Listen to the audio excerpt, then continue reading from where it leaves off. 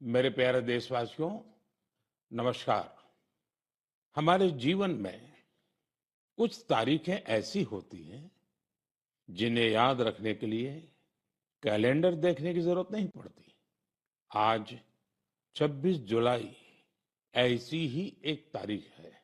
आज कारगिल विजय दिवस है। ये दिन हमें गर्व से भर देता है। ये दिन हमें अपने वीर जवानों के अद्भुत साहस की याद दिलाता है। कारगिल की ऊंची ऊंची चोटियां, कठिन मौसम, दुश्मन की चुनौती, हर परिस्थिति हमारे सैनिकों के सामने थी।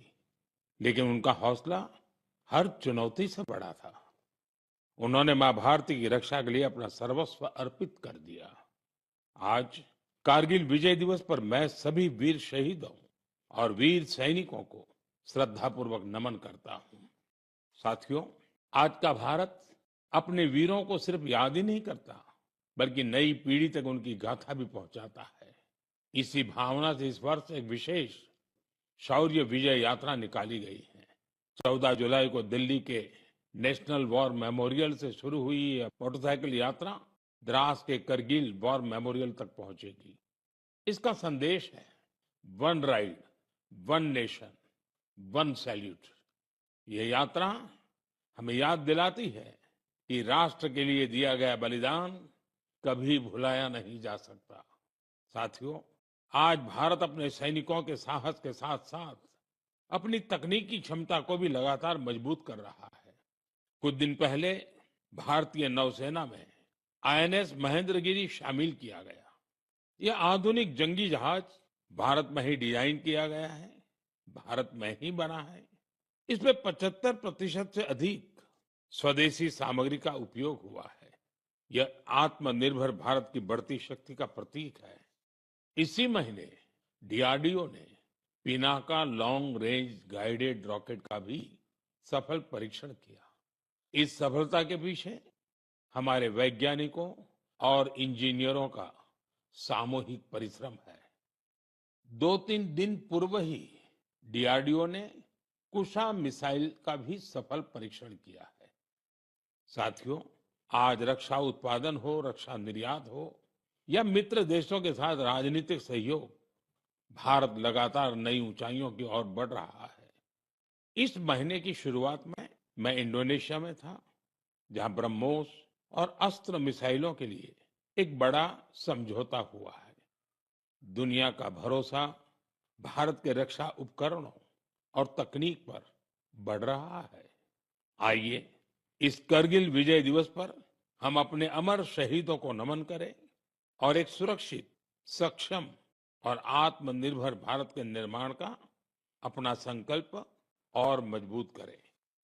मेरे प्यारे देशवासियों, मन की बात के पिछले एपिसोड में मैंने आपसे कैच द रेन अभियान की चर्चा की थी। मैंने आग्रह किया था कि बारिश की हर बूंद को सहेजने के इस अभियान को जन आंदोलन बनाएं। कैच द रेन का संदेश बहुत सीधा है।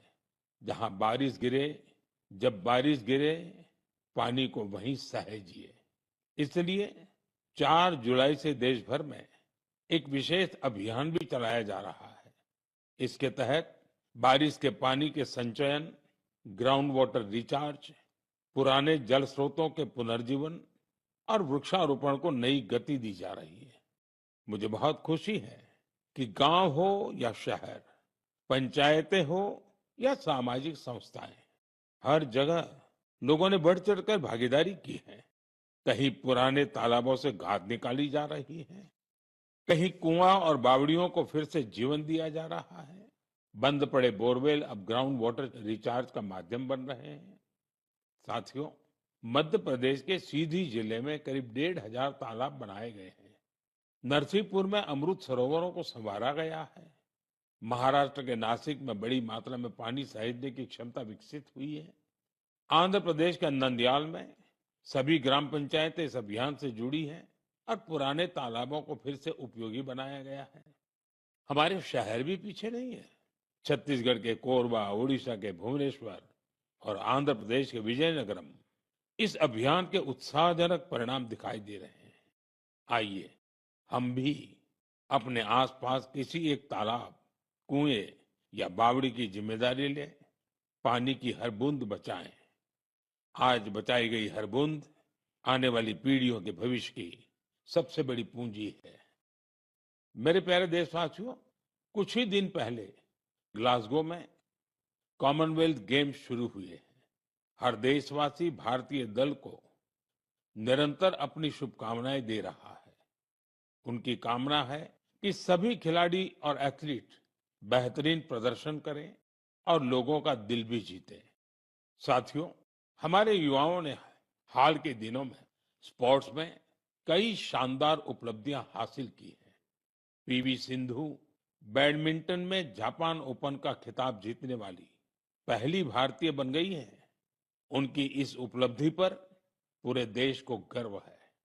भारतीय महिला क्रिकेट टीम ने भी लंदन में लॉर्ड्स स्टेडियम में अपना पहला टेस्ट मैच जीता है। यह एक ऐतिहासिक जीत है। हमारी टीम ने 270 रनों के बड़े अंतर से यह मुकाबला जीता। लेकिन बात सिर्फ इतनी सी नहीं है।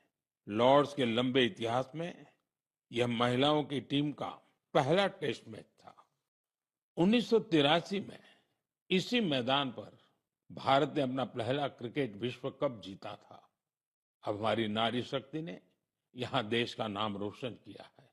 साथियों, कुछ छोटे प्रयास ऐसे भी होते हैं जो बहुत मायने रखते हैं। मुझे केरलम में एर्नाकुलम के साउथ चित्तूर में स्पोर्ट्स के ऐसे ही एक प्रयास के बारे में पता चला है। वहां के एक स्कूल में संस्कृत क्लब है। यहाँ के टीचर अभिलाष जी बड़े अनूठे तरीके से संस्कृत को लोकप्रिय बना रहे हैं। इस प्रोजेक्ट को अक्षर कंदुक नाम दिया गया है। इसमें संस्कृत के अक्षरों को फुटबॉल में इस्तेमाल होने वाले शब्दों से जोड़कर आसान तरीके से समझाया जाता है। इससे सीखने में आनंद मिलता है, साथ ही खेलों से लोगों का जुड़ाव भी बढ़ता है। मेरे प्यारे देशवासियों, पिछले रविवार विक्रम-1 इसके सफल लॉन्च से हर देशवासी गौरव से भरा हुआ है। हम सभी भारतीय स्पेस सेक्टर के इस ऐतिहासिक क्षण के साक्षी बने। ये प्राइवेट सेक्टर द्वारा विकसित भारत का पहला रॉकेट है। हमारे युवा इनोवेटर्स ने वो कर दिखाया जिसकी कल्पना तक मुश्किल थी। उन्होंने गजब की स्किल, पैशन और पेशेंस दिखाया। लंबे समय तक हमारा स्पेस सेक्टर निजी क्षेत्र के लिए बंद रहा था। इस सेक्टर में रुचि रखने वाले काफी युवाओं को अपनी प्रतिभा दिखाने का अवसर नहीं मिल पा रहा था। युवा हित को देखते हुए हमने स्पेस सेक्टर को प्राइवेट सेक्टर के लिए खोला। आज इसका परिणाम दुनिया देख रही है। साथियों, हमारे युवा साथी साइंस में भी भारत का मस्तक ऊंचा कर रहे हैं। साइंस ओलंपियाड्स दुनिया के सबसे महत्वपूर्ण कंपटीशन में से एक है।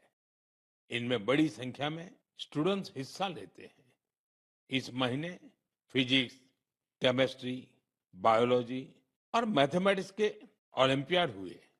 इन कॉम्पिटिशन्स में भारतीय दल का प्रदर्शन शानदार रहा। फिजिक्स ओलंपियाड में हमारे सभी 5 स्टूडेंट्स ने गोल्ड मेडल जीते और भारत ने पहली रैंक हासिल की। पिछले एक दशक में हुए हर फिजिक्स ओलंपियाड में हमारे देश के स्टूडेंट्स ने गोल्ड या सिल्वर मेडल जरूर जीता है। केमिस्ट्री ओलंपियाड में भी हमारे सभी स्टूडेंट्स ने गोल्ड मेडल जीता। ये अब तक की बेस्ट परफॉर्मेंस रही है। बायोलॉजी ओलंपियाड में भी हमारे सभी स्टूडेंट्स ने मेडल जीते। इनमें एक गोल्ड मेडल भी शामिल है।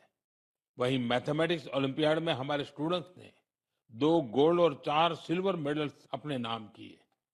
मुझे देश की युवा शक्ति पर बहुत गर्व है। यह देखकर खुशी होती है कि भारत में ओलंपियाड्स और हैकेथॉन्स का कल्चर निरंतर बढ़ रहा है, कि देश के अधिक से अधिक युवा ऐसे फोरम्स में अपना इंटरेस्ट दिखाएंगे और भारत का परचम भी लहराएंगे। जब हुनर भी हो और कुछ करने का जज्बा भी हो, तो हर राह आसान हो जाती है। कश्मीर की पारंपरिक चटाई वगु को लेकर आज जो प्रयास हो रहे हैं, उसमें इसी की झलक मिलती है। इसे सरकंडे और धान के पुआल से स्ट्रॉ से तैयार किया जाता है। इस चटाई को बनाने की परंपरा बरसों पुरानी है। इसके लिए सबसे पहले कश्मीर के दलदली इलाकों की घास और सरकंडे की कटाई की जाती है। धूप में सुखाने के बाद छटाई होती है और फिर शुरू होता है हाथों से बुनाई का काम। दो कारीगरों को एक चटाई बनाने में करीब करीब 4 दिन लगते हैं। यह चटाई अनूठी भी है और इको फ्रेंडली भी है। एक बड़ी खासियत यह है कि आपको गर्मियों में इससे ठंडक मिलेगी और सर्दियों में गर्माहट। पहले यह कश्मीर के हर घर में दिखती थी, लेकिन पिछले कुछ वर्षों में इसका उपयोग कम होने लगा था। ऐसे में श्रीनगर के गुलाम हुसैन जी और उनकी बेटी तंजिला जी ने एक संकल्प लिया। दोनों वगु क्राफ्ट की परंपरा को एक नया जीवन देने में जुट गए। गुलाम हुसैन जी बहुत ही साधारण परिवार से आते हैं। उन्होंने इस काम में कई तरह की चुनौतियां भी आई, लेकिन वगु के संरक्षण का उनका संकल्प अडिग था। देखते ही देखते उनके इस प्रयास से बहुत सारे लोग जुड़ते चले गए। गुलाम हुसैन जी ने इस कौशल को खूब बढ़ाया। अपने मिशन में उन्हें स्थानीय स्तर पर सरकारी सहयोग भी मिला। आज तेजी से लोकप्रिय हो रहा वगु देश के अन्य हिस्सों में भी पहुंच रहा है। मुझे इस प्रयास से जुड़े सभी लोगों पर बहुत गर्व है। आज हम सभी का लोकल प्रोडक्ट्स पर जोर है। हम वोकल फॉर लोकल के मंत्र को लेकर चल रहे हैं। ऐसे में कश्मीर का वगु भी आपके घर का हिस्सा बने, इस पर एक बार जरूर सोचिएगा। साथियों, हमारे देश में चाय सिर्फ एक पेय नहीं है, ये अपनापन भी है। सुबह की शुरुआत हो, दोस्तों की मुलाकात हो या परिवार के साथ कुछ पल बिताने हो, चाय हर मौके का हिस्सा बन जाती है। वैसे तो आप भी भली भांति जानते हैं मेरा चाय से रिश्ता क्या है, लेकिन आज मैं जिस चाय की चर्चा कर रहा हूं उसने सिर्फ स्वाद ही नहीं दिया, अनेक बहनों के जीवन में आत्मनिर्भरता की नई खुशबू भी घोल दी है। उत्तर प्रदेश के बिजनौर जिले के लखीवाला गांव में सेल्फ हेल्प ग्रुप से जुड़ी महिलाओं ने विदुर प्रेरणा स्वदेशी हर्बल टी तैयार की है। इसमें लेमन ग्रास, गिलोय, मुलेठी, तुलसी, कच्ची हल्दी, दालचीनी, इलायची और सौंफ जैसी प्राकृतिक सामग्रियां शामिल है। अपने अनोखे स्वाद और गुणों की वजह से इस चाय ने बहुत कम समय में लोगों के बीच खास पहचान बना ली।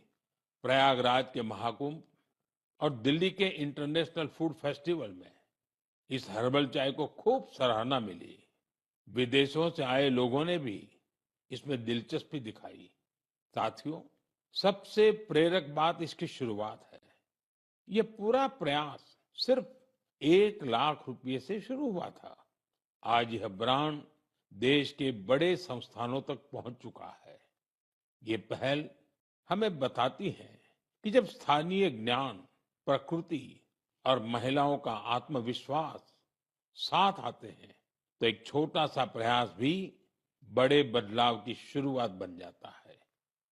मेरे प्यारे देशवासियों, आज देश भर में एक पेड़ मां के नाम अभियान के माध्यम से लोग प्रकृति के प्रति अपना दायित्व निभा रहे हैं। जब समाज इस भावना से जुड़ता है तो बहुत सुंदर और प्रेरक उदाहरण सामने आते हैं। साथियों, अहमदाबाद में जन भागीदारी की अद्भुत शक्ति दिखाई दी है। भाड़ज क्षेत्र में 1 घंटे के भीतर 3.5 लाख से अधिक पौधे रोपे गए। इसमें 25,000 से अधिक लोग जुटे। स्कूली बच्चे, एनसीसी कैडेट्स, स्वयंसेवक और आम नागरिक, सभी ने इस अभियान में हिस्सा लिया। आने वाले वर्षों में यही पौधे एक घने शहरी वन का रूप लेंगे। इस प्रयास को Guinness book of world record में दर्ज किया गया है। साथियों, एक पेड़ मां के नाम अभियान के तहत यूपी में भी जन शक्ति का अद्भुत संकल्प देखने को मिला है। वहां एक ही दिन में 12 जुलाई को 35 करोड़ से अधिक पौधे लगाए गए हैं। यूपी का सांसद होने के नाते मेरे लिए ये भी विशेष गर्व की बात है। मेरे प्यारे देशवासियों, पेड़ केवल मनुष्यों के लिए नहीं होते, वे अनगिनत जीवों के घर भी होते हैं। गुजरात के गीर के जंगलों में करीब 60 वर्षों बाद इंडियन ग्रे हॉर्नबिल फिर से बसेरा बना रहा है। ये गीर में बरसों से हो रहे संरक्षण और पुनर्स्थापन के प्रयासों का परिणाम है। हॉर्नबिल को जंगलों का किसान कहा जाता है। ये फल खाते हैं और बीजों को दूर दूर तक पहुंचाते हैं। उन्हीं बीजों से जंगल में नए पेड़ उगते हैं। इस तरह एक पक्षी जंगल को फिर से हरा भरा बनाने में मदद करता है। मैं आप सभी से कहूंगा, हम सभी अपने जीवन के किसी विशेष अवसर को प्रकृति से जरूर जोड़ें। एक पेड़ मां के नाम लगाएं। आज का लगाया एक छोटा सा पौधा आने वाली पीढ़ियों के लिए हरियाली, स्वच्छ हवा और सुंदर भविष्य की विरासत बन सकता है। मेरे प्यारे देशवासियों, हम सभी जानते हैं कि आज प्लास्टिक प्रदूषण पूरी दुनिया के सामने आया है। यहाँ कचरे की रिसाइकलिंग कर उससे आकर्षक बेंच बनाई जा रही है। एक बेंच तैयार होने में करीब 40 किलो सिंगल यूज प्लास्टिक खप जाती है। यह मजबूत, टिकाऊ और आरामदायक होने के साथ साथ इको फ्रेंडली भी होती है। इसे सरकारी स्कूलों, पार्कों और सार्वजनिक स्थलों पर लगाया जाता है। इसके जरिए लोगों में पर्यावरण संरक्षण को लेकर जागरूकता भी बढ़ रही है। इस प्रयास में स्थानीय इकाई के साथ ही जिला प्रशासन की महत्वपूर्ण भूमिका है। इससे स्थानीय स्तर पर रोजगार के अवसर भी पैदा हो रहे हैं। सीतामढ़ी का यह प्रयास हमें बताता है कि रिड्यूस, रीयूज और रिसाइकल आज केवल एक नारा नहीं, बल्कि हमारे जीवन का हिस्सा बनता जा रहा है। साथियों, आपको याद होगा, पिछली बार मन की बात में मैंने गणेश उत्सव की बात की थी। मैंने आग्रह किया था कि हमें अपने देश की मिट्टी से ही बने गणेश जी की पूजा करनी चाहिए। जो पीओपी से बने गणेश जी होते हैं या विदेश से आई गणेश जी की प्रतिमा होती है, उसके बजाय हमें देश की मिट्टी से बने गणेश जी को घर में स्थापित करना चाहिए।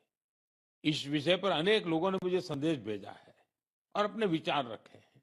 लोगों ने बताया कि उन्होंने मेरे आग्रह को अपनाया है। उन्होंने स्थानीय मिट्टी से तैयार होने वाले गणेश जी को स्थापित करने का संकल्प लिया है। लोगों ने लिखा है कि मन की बात में पहले इस पर चर्चा हुई, इससे उन्हें सही वक्त पर सही कदम उठाने में मदद मिली। मैं एक बार फिर अपना आग्रह दोहराता हूं। इस बार गणपति पूजा में देश की मिट्टी से बने गणेश जी को अपने घर पर स्थापित करें, उनकी पूजा करें। आपका ये प्रयास भी एक तरह से प्रकृति की ही पूजा होगा। मेरे प्यारे देशवासियों, अब मैं आपको एक ऐसे व्यक्ति के बारे में बताऊंगा जिनके बारे में सुनकर आपको बहुत गर्व होगा।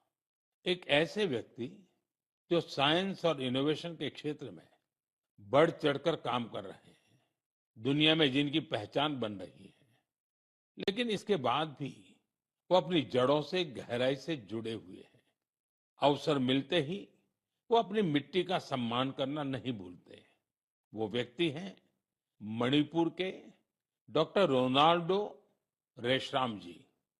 नाम उनका रोनाल्डो है, लेकिन काम से वो एक एस्ट्रोफिजिसिस्ट है। वे जापान में काम करते हैं और यंग गैलेक्सीज के एक विशाल समूह की खोज करने वाली टीम का हिस्सा रहे हैं। आप जानना चाहेंगे कि उन्होंने आखिर किया क्या है? दरअसल उन्होंने इस पूरे समूह का नाम मणिपुर की एक खूबसूरत झील से जोड़कर लोकटक प्रोटो क्लस्टर रखा है। लोकटक ताजे पानी की बहुत बड़ी झील है। लोकटक लेक में तैरती हुई फुमड़ी मिलकर एक अनोखा लैंडस्केप बनाती है। ऐसा लगता है कि विशाल समंदर में छोटे छोटे द्वीप तैर रहे हो। उसी प्रकार यूनिवर्स में ये यंग गैलेक्सीज भी एक विशाल संरचना का निर्माण करती है। आज मणिपुर की लोकटक केवल देश के मैप पर ही नहीं, बल्कि विशाल ब्रह्मांड में भी अपनी चमक बिखेर रही है। यह उपलब्धि हर भारतीय का गौरव बढ़ाने वाली है। इससे हमारे युवा साथियों को सीख मिलती है कि वे अपनी परंपरा से जुड़े रहकर भी नई ऊंचाइयों को छू सकते हैं। ये ऐसी जड़ें हैं जो सितारों की दुनिया को भी जगमगा सकती हैं।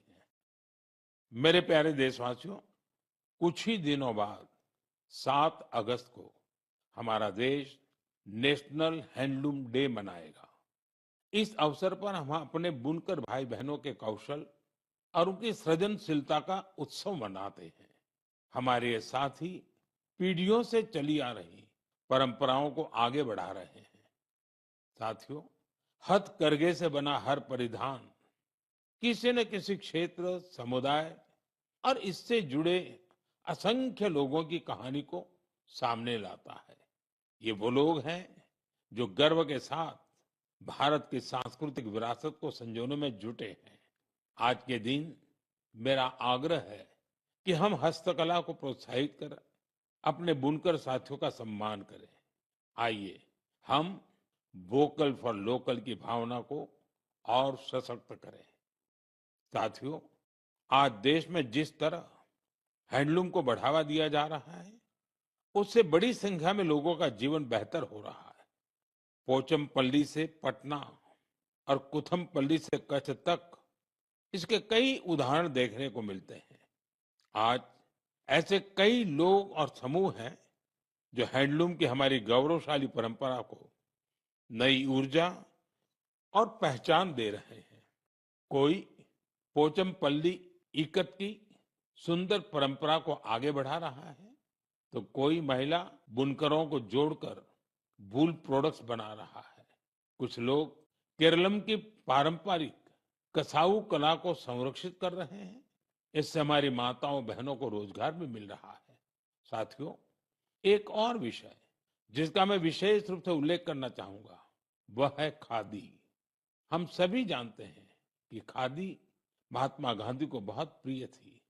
बीते कुछ वर्षों में खादी काफी लोकप्रिय हुई है। पिछले 12 वर्षों में इसकी बिक्री 6 गुना बढ़ी है। बिक्री का यह आंकड़ा अब 8,000 करोड़ रुपए के करीब पहुंच चुका है।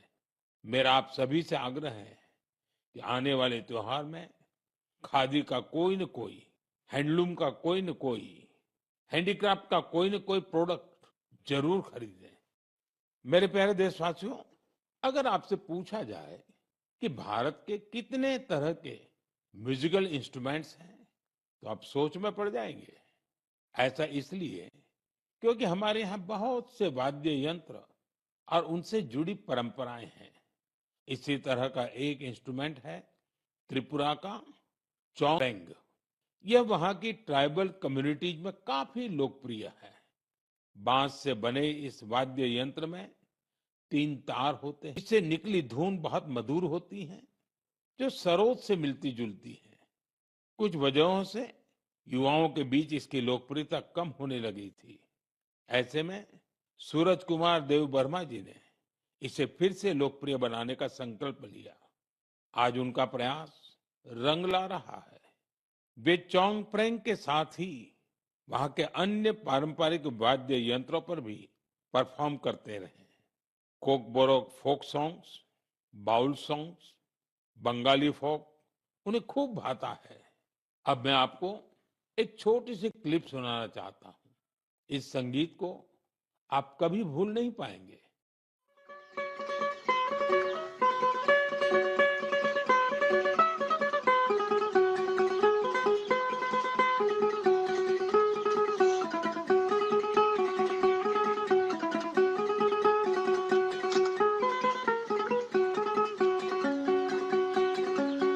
Dato hanmale boki sani न खाली तोला। साथियों, मुझे विश्वास है इसे सुनकर आपके मन को बहुत अच्छा लगा होगा। मुझे देव वर्मा जी पर बहुत गर्व है। पारंपरिक संगीत को लोकप्रिय बनाने का उनका प्रयास बहुत ही सराहनीय है। मेरा आग्रह है कि आप भी अपने आसपास के पारंपरिक वाद्य यंत्र की जानकारी सोशल मीडिया पर जरूर शेयर करें। आपकी यह कोशिश दूसरों को भी पारंपरिक भारतीय संगीत से जरूर जोड़ेगी। मेरे प्यारे देशवासियों, कल 27 जुलाई को भारत रत्न डॉक्टर एपीजे अब्दुल कलाम जी की पुण्यतिथि है। डॉक्टर कलाम के व्यक्तित्व में कई प्रेरक रूप थे, लेकिन उनके हृदय के सबसे करीब एक शिक्षक की भूमिका थी। वे बच्चों और युवाओं को बड़े सपने देखने के लिए प्रेरित करते थे। संयोग से इसी हफ्ते हम गुरु पूर्णिमा का पावन पर्व मनाएंगे। हमारे माता पिता, हमारे पहले गुरु, स्कूल के शिक्षक हमें अक्षर ज्ञान देते हैं। गुरु पूर्णिमा ऐसे सभी गुरुओं के प्रति कृतज्ञता जताने का अवसर है। मैं देश के सभी शिक्षकों और गुरुजनों को श्रद्धापूर्वक प्रणाम करता हूँ। साथियों, कुछ ही सप्ताह बाद हम अपनी स्वतंत्रता का महापर्व भी मनाएंगे। 15 अगस्त हर भारतीय के लिए गर्व का दिन है। ये उन असंख्य वीरों को याद करने का दिन है जिन्होंने भारत माता की स्वतंत्रता के लिए अपना सब कुछ समर्पित कर दिया। त्याग और तपस्या की वजह से आज हमारे हाथ में तिरंगा है। इस तिरंगे में हमारे संविधान के आदर्श हैं। साथियों, पिछले कुछ वर्षों में हर घर तिरंगा अभियान ने पूरे देश को एक अद्भुत भावना से जोड़ा है। हर घर, हर गली में तिरंगे का उत्सव दिखाई देता है। इस वर्ष भी हमें हर घर तिरंगा अभियान पूरे उत्साह के साथ आगे बढ़ाना है। अपने घर पर पूरे सम्मान के साथ तिरंगा फहराना है। साथियों, हर वर्ष 15 अगस्त से पहले विचार और सुझाव भेजते हैं। इस वर्ष भी आप अपने विचार माय गॉव पर जरूर साझा कीजिए। मुझे आपके सुझावों का इंतजार है। साथियों, मन की बात में आज इतना ही। अगले महीने हम फिर मिलेंगे देशवासियों की अनेक नई उपलब्धियां और प्रेरक प्रयासों के साथ। तब तक के लिए मुझे अनुमति दीजिए। बहुत बहुत धन्यवाद। नमस्कार।